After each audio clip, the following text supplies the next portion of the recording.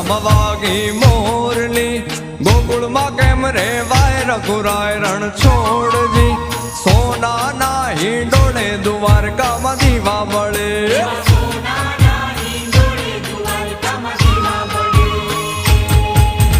મથુરામાં વાગી મોરલી, ગોકુળમાં કેમ રેવાય રઘુરાય રણ છોડજી. સોનાના હિંડોળે દ્વારકામાં દીવા બળે.